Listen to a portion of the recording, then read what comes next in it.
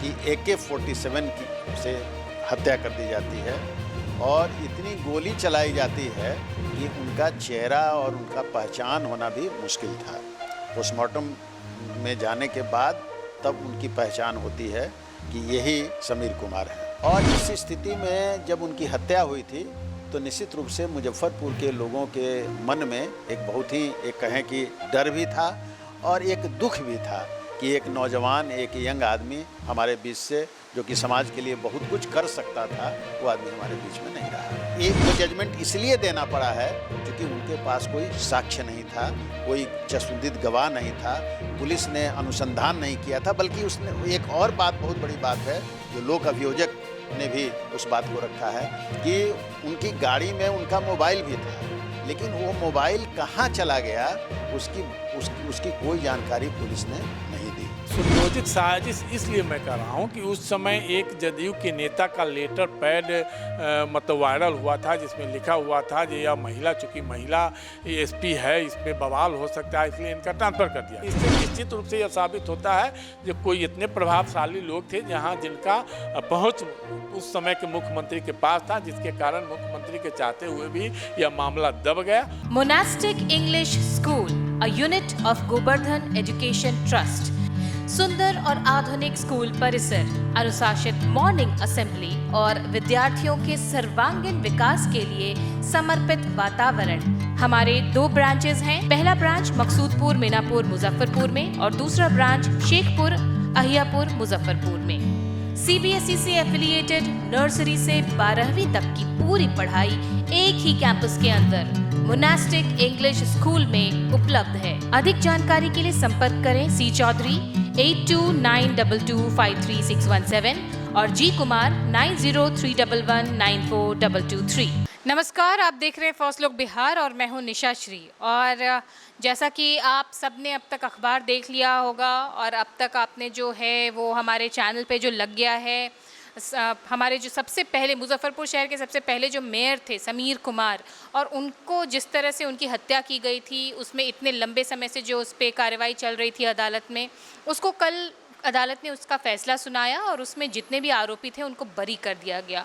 उस मामले का विश्लेषण हम आपके सामने अभी रखने जा रहे हैं और इसके ऊपर पूरी गहराई से आपके सामने बात रखेंगे हमारे राजनीतिक विश्लेषक प्रोफेसर अरुण कुमार सिंह और हमारे वरिष्ठ पत्रकार रविंद्र कुमार सिंह। तो एक पक्ष, चूँकि हमने उनके जो हमारे मेयर थे, उनके पत्नी और उनके बेटे का पक्ष आपके सामने सुनाया है, उसका एक दूसरा पहलू हम चाहेंगे कि एक बैकग्राउंड एनालिसिस के तौर पर हमारे साथ आपके साथ में साझा करें हमारे राजनीतिक विश्लेषक प्रोफेसर अरुण कुमार सिंह।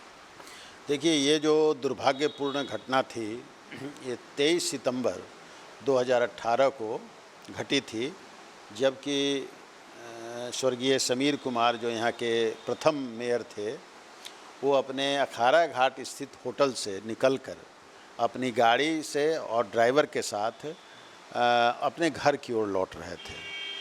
वो लगभग 6:45 का समय रहा होगा और उसमें भीड़ भाड़ से बचने के लिए उनका रास्ता अखाड़ा घाट से चंदवारा होते हुए और फिर अपने घर की तरफ वो जाया करते थे। और निश्चित रूप से जो लोग इसमें इन्वॉल्व रहे होंगे वो लोग उनके इस रास्ते को जानते होंगे, उसकी रेकी भी हुई होगी, जैसा कि पुलिस का भी कहना है। और उसमें 6:45 के लगभग में चंदवारा के नवाब रोड पर उनकी AK-47 की से हत्या कर दी जाती है और इतनी गोली चलाई जाती है कि उनका चेहरा और उनका पहचान होना भी मुश्किल था। पोस्टमार्टम में जाने के बाद तब उनकी पहचान होती है कि यही समीर कुमार हैं। निश्चित रूप से ये मुजफ्फरपुर के लिए एक बहुत ही शॉकिंग न्यूज़ था, क्योंकि समीर कुमार एक बहुत ही लोकप्रिय लोग थे और वो न केवल मेयर थे बल्कि कई बार वो विधानसभा का चुनाव भी लड़ चुके थे, हालांकि उनको सफलता नहीं मिली थी। और सामाजिक कार्यों में उनकी बेहद रुचि रहती थी, सबको मदद करने वाले थे, काफ़ी उनके प्रशंसकों की बहुत बड़ी संख्या थी। और इस स्थिति में जब उनकी हत्या हुई थी तो निश्चित रूप से मुजफ्फरपुर के लोगों के मन में एक बहुत ही कहें कि डर भी था और एक दुख भी था कि एक नौजवान, एक यंग आदमी हमारे बीच से, जो कि समाज के लिए बहुत कुछ कर सकता था, वो आदमी हमारे बीच में नहीं रहा। अब कल 18 और कल 26 है, यानी लगभग 8 वर्षों के बाद जो जजमेंट जिला और सत्र न्यायाधीश महोदया ने दिया है, वो बहुत ही एक लोगों के मन में एक उस दुख को बढ़ाने वाला जजमेंट है, क्योंकि उसमें कोई भी आदमी, जो लोग जिनको पुलिस ने पकड़ा था कि साहब ये लोग जो 7 लोग हैं, उनके बारे में पुलिस का कहना था कि इन्हीं लोगों के द्वारा ये सब किया गया है, वे सब लोगों को साक्ष्य के अभाव में जिला एवं सत्र न्यायाधीश श्वेता कुमारी सिंह ने बरी कर दिया है। और सिर्फ बरी ही नहीं किया है, बल्कि उन्होंने काफ़ी कड़ी टिप्पणी पुलिस के खिलाफ की है, जिसमें उनका कहना था कि अभियोजन, स्पष्ट रूप से उन्होंने कहा कि मामला अभियोजन की विफलता है। यानी विफलता क्या है, तो कोई साक्ष्य, कोई चश्मदीद गवाह नहीं पेश कर सकी पुलिस सिर्फ जिनको पुलिस ने पकड़ा था और पुलिस के सामने जो स्वीकारोक्ति हुई थी, उसी को पुलिस ने आधार बनाया, उसको कोरोबोरेट करके फिर से उसमें पुलिस ने आगे कोई बढ़ने की कोशिश नहीं की। जो सीसीटीवी कैमरा, जो वहाँ पर एक स्कूल था, प्राइवेट स्कूल, उसमें जो सीसीटीवी कैमरा लगा हुआ था, वो भी शायद काम नहीं कर रहा था या फिर धुंधला था वो, जिसके कारण उसमें कोई पहचान नहीं हो पाई। वहाँ के लोग, उस समय भारी भीड़ उस सड़क पर रहती है, लेकिन कोई भी चश्मदीद गवाह सामने में नहीं आया जो बता सके कि उसने इस घटना को देखा है अपने सामने। तो इस तरह से जो टिप्पणी की है जिला जज महोदया ने, वो बहुत ही एक पुलिस के लिए एक बहुत ही चैलेंज है। उन्होंने जो खबरें जो अखबारों में आई हैं, उसमें साफ है कि उन्होंने पुलिस पर आक्षेप किया है और एसएसपी को निर्देश दिया है कि जो लोग भी, जो पुलिस इसकी जांच में लगे हुए थे, उन पर जिम्मेवारी फिक्स किया जाए और जिम्मेवारी फिक्स करके उन पर कानूनी कार्रवाई की जाए। तो एक बहुत बड़ा मसला है। यानी जिला और सत्र जो न्यायाधीश महोदया हैं, उनको भी ऐसा लगा है कि ये जो जजमेंट जो दिया जा रहा है, वो वो जजमेंट इसलिए देना पड़ा है क्योंकि उनके पास कोई साक्ष्य नहीं था, कोई चश्मदीद गवाह नहीं था, पुलिस ने अनुसंधान नहीं किया था। बल्कि उसने एक और बात, बहुत बड़ी बात है, जो लोक अभियोजक ने भी उस बात को रखा है कि उनकी गाड़ी में उनका मोबाइल भी था, लेकिन वो मोबाइल कहाँ चला गया, उसकी कोई जानकारी पुलिस ने नहीं दी। तो इस तरह से जो जिस तरह का जो इंतज़ार लोग कर रहे थे कि इसका कुछ रिजल्ट आएगा, कुछ फलाफल आएगा, और एक लोगों में जो विश्वास जमता कि नहीं साहब, किसी आदमी की हत्या हुई, हत्या तो हुई है, इसमें तो कहीं कोई दो मत नहीं है, AK-47 चला है, लेकिन अब कोई आदमी नहीं है। छूट जाने का तो मतलब ये होता है कि जिन लोगों को आपने पकड़ा था, उन लोगों का इन्वॉल्वमेंट नहीं है। तो फिर किसका इन्वॉल्वमेंट है? निश्चित रूप से पुलिस को ये बताना चाहिए कि भाई तब आप किसका इन्वॉल्वमेंट है, कैसे जो है सो हत्या हुई, क्या उसका मोटिव था, क्या उसके कारण थे। तो ये सारी चीज़ें जो हम लोगों के सामने आई हैं, तो निश्चित रूप से इस बात को ऐसा ये भी बात आई है कि जो चश्मदीद गवाह सामने नहीं आ पाए हैं, वो डर से नहीं आए हैं। तो ये तो पुलिस का काम है कि किसी से अगर किसी को डर लग रहा है, तो उस डर को समाप्त करने का काम भी पुलिस का ही होता है।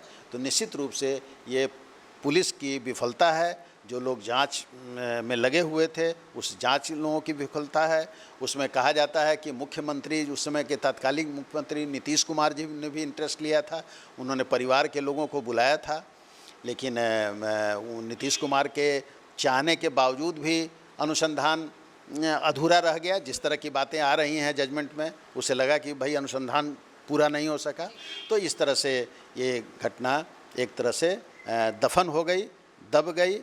अब ऐसा नहीं लगता है कि कोई न्याय इसमें मिलने की उम्मीद है।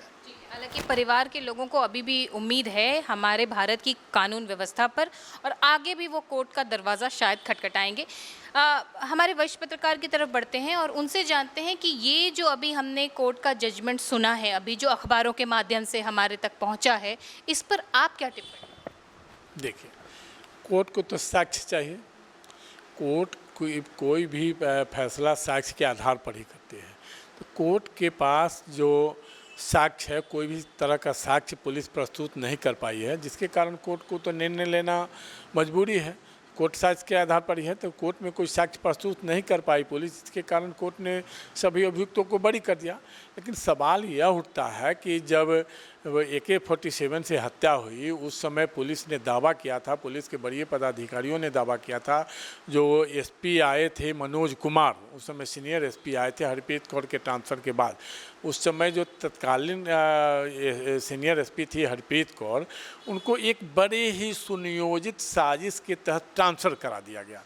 सुनियोजित साजिश इसलिए मैं कह रहा हूँ कि उस समय एक जदयू के नेता का लेटर पैड मतलब वायरल हुआ था, जिसमें लिखा हुआ था कि यह महिला, चूँकि महिला SP है, इसमें बवाल हो सकता है, इसलिए इनका ट्रांसफ़र कर दिया जाए। और तुरंत आनन फानन में ट्रांसफ़र हो गया, जबकि लोग बहुत प्रयास करते हैं, उसके बाद भी किसी का ट्रांसफ़र नहीं होता। लेकिन एक साधारण जैसे नेता के आवेदन पर ट्रांसफ़र हो गया, और उसको ट्रांसफ़र होने के बाद निश्चित रूप से मामला या तो लीपापोती का था। जो हरप्रीत कौर जब यहाँ से ट्रांसफ़र हो गई, या जब वो गई समस्तीपुर में, तो लोग, इनके परिवार के लोग वहाँ जाकर के मिले थे। परिवार के लोग जब मिले तो उन्होंने साफ तौर पर बताया था कि हमने जो भी साक्ष्य है वहाँ पर कागजी तौर पर कंप्लीट करके आए हैं, उसको कोई बदल नहीं सकता। अब उन्होंने क्या साक्ष्य प्रस्तुत करती, क्या साक्ष्य जुटा करके लाई थी, और आनन फानन में जब वो फैसला लेने वाले लोग, यह चर्चा था तो 1-2 दिन में गिरफ्तारी मतलब आरोपितों को गिरफ्तार करना शुरू कर देगी, इसके बाद उनका अचानक ट्रांसफ़र हो जाता। तो इसमें कहीं न कहीं राजनीतिक बू की बात उस समय भी आई थी कि कहीं न कहीं कोई राजनीतिक प्राप्त लोग थे जिन्होंने भी इस साजिश में शामिल हो करके मतलब समीर कुमार की हत्या करवाने की कोशिश की थी, और उसमें वो सफल रहे थे। तो उसी तरह जब पुलिस आई, जो बाद में जो SP आए, तो SP ने जो बहुत सारे लोगों को गिरफ्तार किया। गिरफ्तार करने के बाद हुआ जब मामला का पटाक्षेप हो गया है, और जो भी आरोपित इसमें थे सबको गिरफ्तार कर लिया। जब उस समय सबको आप माने जो यह हत्यारा है, आरोपित है, तो फिर वह AK-47 कहाँ चला गया? AK-47 क्यों नहीं प्रस्तुत किया गया?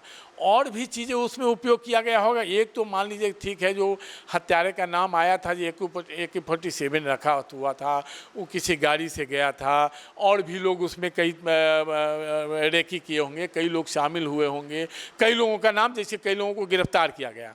तो अन्य साक्ष्य क्यों प्रस्तुत नहीं किया? तो निश्चित रूप से पुलिस की यह शिथिलता है। पुलिस ने निश्चित रूप से एक तरह से अपराधियों का बचाव किया है। पुलिस मतलब सज़ा दिलाने के बदले अपराधियों को बचाव किया, जिसके कारण इसमें कोर्ट को विवश होकर यह फैसला लेना पड़ा।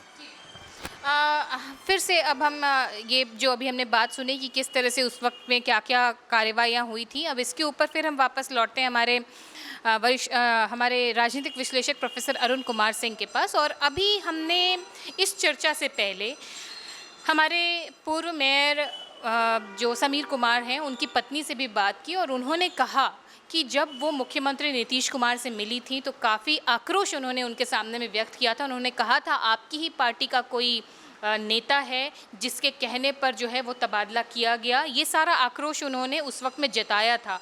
दबे ज़ुबान बड़े लोगों की संलिप्तता की बात उनके बेटे ने भी स्वीकारी है। इस मुद्दे पर आप क्या?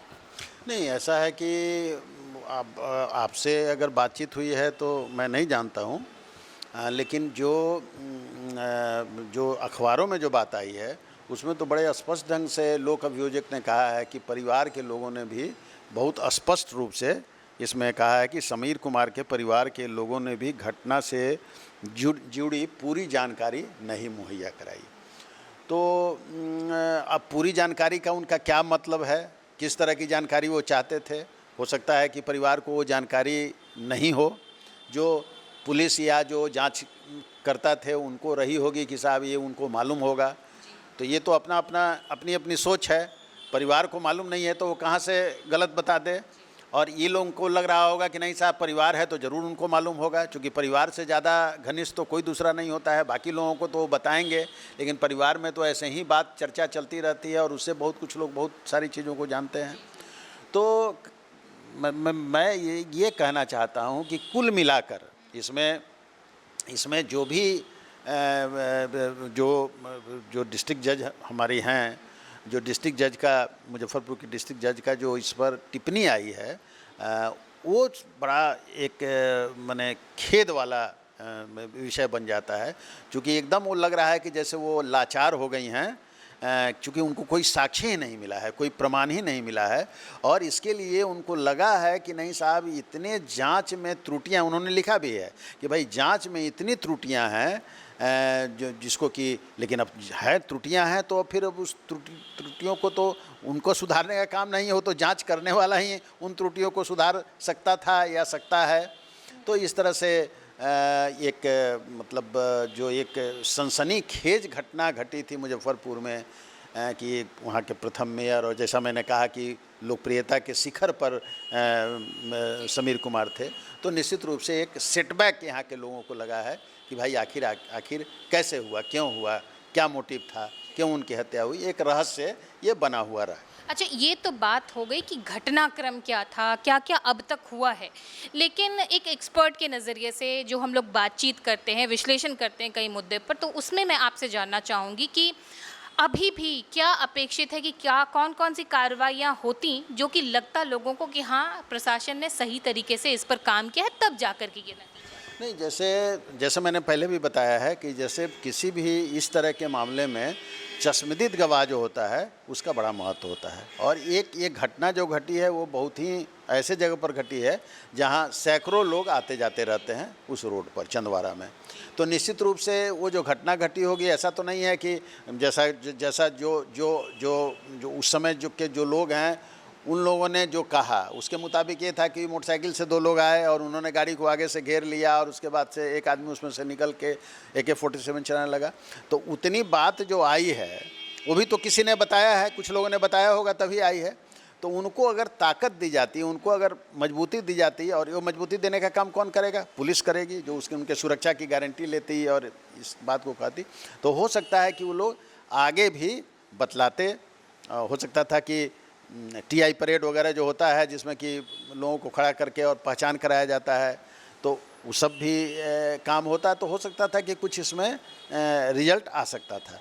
लेकिन चूँकि हम लोगों की जो न्याय प्रणाली है उसमें एविडेंस का, गवाह का बहुत बड़ा महत्व है, और उसमें भी चश्मदीद गवाह का बहुत महत्व है। हालांकि चश्मदीद गवाह के होते हुए भी हम लोगों ने केस को खारिज होते हुए देखा है, या क्रिमिनल जो क्राइम करने वाले लोग हैं जो जिन पर रिपोर्ट हुई है उनको छूटते हुए हम लोगों ने देखा है। लेकिन यहाँ तो चश्मदीद गवाह है ही नहीं कोई, और जो भी गवाह हैं वो वही लोग हैं जिनको पुलिस ने पकड़ा था, और पुलिस के सामने की स्वीकारोक्ति का कोई महत्व नहीं होता है, तो इसलिए ऐसा हुआ। इससे पहले कि मैं हमारे वरिष्ठ पत्रकार की तरफ बढ़ूं, एक चर्चा पर आपका ध्यान केंद्रित करना चाहूँगी, क्योंकि मीडिया पर अक्सर ये आरोप लगता रहता है कि हम पुलिस पर और प्रशासन पर जो है वो हमेशा जो है वो आक्रामक रवैया अपनाते हैं। लेकिन हाल में ही हमने पुलिस की एक प्रशंसा वाला खबर भी चलाई थी, वो ये कि यहाँ पे एक मशहूर व्यक्ति के घर पर जो है कोई एक बड़ा आयोजन था, और वहाँ से किस तरह से मंच पर से चोरी हो जाने की घटना सामने आई थी। लेकिन पुलिस ने किस तरह से नेटवर्क और अलग अलग तरह के बहुत सारे तकनीकी टर्म होते हैं, अभी मेरे ज़बान पे वो आ नहीं रहा वो शब्द, उनका इस्तेमाल करते हुए सामान जो गुम हुए, चोरी हुए जो सामान है उनके साथ उन आरोपियों को पकड़ लिया था। यानी कि हमारी पुलिस उस लेवल की काबिल की है। और अगर इस घटना की बात करें तो अक्सर हम कहते थे उस ज़माने में वो टेक्नोलॉजी नहीं थी, 2018 में ये सारी टेक्नोलॉजियाँ थी जिसके माध्यम से इन चोरों को पकड़ा गया है। हमारे वरिष्ठ पत्रकार की तरफ बढ़ते हैं और उनसे पूछते हैं कि जब हमारी पुलिस इतनी काबिल है तो यहाँ पर ऐसी ढुलमुल रवैया अपनाने के पीछे क्या कारण हो सकता है? जी, आपने बहुत बड़ी बात बताई है और टेक्निकल मामले की बात बताई। निश्चित रूप से पुलिस जिस मामला में चाह लेती है तो सच्चाई को तुरंत सामने रख देती है। आप देखे होइएगा कि कुछ दिन पहले एक जो MLC थे उनके पुत्र की जब एक्सीडेंट में मौत हुई तो किस तरह से उसमें 24 घंटा के अंदर में उस गाड़ी को पकड़ लिया गया। इसी तरह जो आपने कहा जो चोरी के एक मामले में सारे सामान को बरामद कर लिया गया। तो अब तकनीक बहुत आगे है, तो पुलिस चाहे तो उसमें अब जैसे हमारे प्रोफेसर साहब बता रहे हैं कि चश्मदीद गवाह आप देखते हुए कि बहुत कम मामले में ही मिलता है, पुलिस साक्ष्यों के आधार पर करती है। उस समय अगर मान लीजिए कोई भय से चश्मदीद गवाह नहीं बना, लेकिन पुलिस के पास तो साक्ष्य है, पुलिस तो जानती है कि किस कारण है, उस साक्ष्य के आधार पर ही जैसे पुलिस तो कुछ आधार मिलने के बाद को लोगों को गिरफ्तार की होगी। तो आखिर जब पुलिस जब गिरफ्तार करती है तो उनके पास कुछ न कुछ आधार होता है। लेकिन पुलिस चाहे तब तो, अगर पुलिस यह चाहे कि हमको अभियुक्तों को बचा देना है, किसी तरह बचा देना है, तो उसमें पुलिस बचाव पक्ष में चली जाती है। तो इस मामला में यही देखा गया है कि पुलिस शुरू से ही कि किस तरह से सीनियर एसपी को तबादला कर दिया गया, फिर दूसरे एसपी आए हैं, उसके बाद से किस तरह मामले को लीपापोती करते करते करते उसको मतलब यह खानापूर्ति कर दिया गया कि जो सारे अपराधी इसमें गिरफ्तार हो गया, मामला का पटाक्षेप हो गया। लेकिन कोर्ट में पुलिस ने किसी तरह का साक्ष्य प्रस्तुत नहीं किया। इसमें निश्चित रूप से पुलिस की नाकामयाबी है, या तो पुलिस अपने निजी लाभ के लिए की हो या कोई और राजनीतिक दबाव के कारण पुलिस की हो। क्योंकि जब जिस तरह बड़े लोगों की बड़ों जैसे वर्षा रानी बता रही हैं कि हम कोई इसमें मतलब सीएम हाउस से फ़ोन आया था, सीएम हाउस से फ़ोन आया था जो हम लोग उसमें जांच करवाना चाहते हैं। पहली रोज़ गए, फिर दूसरे रोज़ गए, तो उसमें दूसरे रोज़ में जो मुजफ्फरपुर के उस समय के जो सीनियर एसपी थे जयंत कांत, वो भी मौजूद थे, और वहाँ उस समय के जो डीजीपी थे वो डीजीपी मौजूद थे। सब के बावजूद हुआ जो एक सप्ताह में आपको, जैसे वर्षा रानी और उनके पुत्र तनुज कुमार बता रहे हैं, एक सप्ताह में आपको रिजल्ट दिखने लगेगा। लेकिन एक सप्ताह में रिजल्ट दिखने का मतलब हुआ कि कुछ लोगों से पूछताछ निश्चित रूप से पुलिस ने शुरू कर दी, लेकिन कुछ ही दिनों के बाद मामला फिर उलट गया। तो इससे निश्चित रूप से यह साबित होता है जो कोई इतने प्रभावशाली लोग थे जहां जिनका पहुंच उस समय के मुख्यमंत्री के पास था, जिसके कारण मुख्यमंत्री के चाहते हुए भी यह मामला दब गया। और आपको यह भी बता के जिस समय समीर कुमार की हत्या हुई उसके ठीक एक सप्ताह बाद उनको कांग्रेस ज्वाइन करना था, जिसके लिए उन्होंने बैनर पोस्टर छपवाने के लिए 7 लाख रुपया एडवांस भी कर चुका था, बैनर पोस्टर भी छप रहा था। और उसमें उनका उद्देश्य था कि इस बार मैं कांग्रेस से चुनाव लड़ूंगा और इसके बाद जैसे मतलब ज्वाइन करूंगा तो जोरदार तरीके से काफ़ी संख्या में लोग मेरे साथ जाएंगे, मतलब एक रैली के रूप में हम ज्वाइन करेंगे। लेकिन उससे पहले ही उनका पटाक्षेप कर दिया गया। तो उसमें हो सकता है बड़े किसी न किसी राजनीतिक लोगों का हाथ था, जिसके कारण इस मामले को दबा दिया गया और पुलिस उस प्रभाव में आ गई। तो निश्चित रूप से यह पुलिस की नकारात्मकता है, पुलिस की जो नकारा स्थिति है, जिसके कारण जिसको कोर्ट ने भी साबित कर दिया। कोर्ट ने भी एसपी को कहा है, एसपी को निर्देशित किया है इसमें जो अनुसंधान करता है उन पर जिम्मेवारी तय हो। तो पुलिस इसमें भी आप देखिएगा क्या जिम्मेवारी तय होकर के कुछ न कुछ खानापूर्ति कर दिया जाएगा, लेकिन उस पर कार्रवाई क्या, जिम्मेवारी तय होकर के जो दोषी है साक्ष्य प्रस्तुत नहीं किया, अगर वो मिली भगत है तो उस पर कार्रवाई हो। तो देखिए ये चर्चा मुजफ्फरपुर के लोगों को इतना आहत कर चुकी है कि इस पे हम घंटों भी अगर चर्चा करें ना तो पुलिस के प्रति जो आक्रोश है वो शायद रुकेगा नहीं। कई सारे इसमें जो हैं वो मामले, कई सारे प्रश्न चिन्ह अभी भी खड़े हुए हैं। लेकिन फ़िलहाल के लिए हमने आपके सामने एक रफ़ जो है वो आइडिया, पर्सपेक्टिव जो है वो पूरे इस न्यायालय की तरफ से जो भी आज हमारे पास जितनी जानकारी थी वो आपके सामने प्रस्तुत की है, और जो भी अब तक का मामला रहा है, क्या क्या पॉइंट्स अनछुए रह गए हैं, इनके बारे में बातचीत की। आपके इस मामले में क्या विचार हैं, कमेंट बॉक्स में ज़रूर लिख करके बताइएगा। फिलहाल के लिए हमारे दोनों एक्सपर्ट्स का इस मामले में इतने विस्तार से बातचीत करने के लिए बहुत बहुत धन्यवाद। और इसी के साथ इस चर्चा को हम यहीं पर देते हैं विराम। आप बने रहिएगा हमारे साथ। आप देख रहे थे फर्स्ट लुक बिहार। धन्यवाद। डी फार्मा स्टूडेंट्स अब हो जाइए तैयार। आपके लिए है बहुत अच्छी खबर कि अब केवल डी फार्मा स्टूडेंट्स को ही मिलेगी फार्मासिस्ट की जॉब। तो ये कोर्स करने के लिए आपके पास है 2 choices. DPS group of institutions के किसी भी कॉलेज में एडमिशन लेकर के आप घर बैठे कर सकते हैं ऑफलाइन कोर्स, या फिर आप कर सकते हैं ऑनलाइन क्लासेस। और उससे भी अच्छी बात ये है कि डीपीएस ग्रुप के कॉलेजेस जो कि हैं इन 5 शहरों में, रांची, दुमका, देवघर, मुजफ्फरपुर और सीतामढ़ी, इन 5 शहरों के किसी भी कॉलेज में एडमिशन लेकर आप किसी और शहर में बैठ करके ये कोर्स कर सकते हैं। आपको कॉलेज के नाम और डिटेल्स मिल जाएंगे वीडियो स्क्रीन पर, और बाकी किसी जानकारी के लिए दिए गए नंबर पर कॉल करें। तो मुझे कमेंट सेक्शन में बताना ना भूलें कि आखिर आप किस शहर में एडमिशन ले रहे हैं।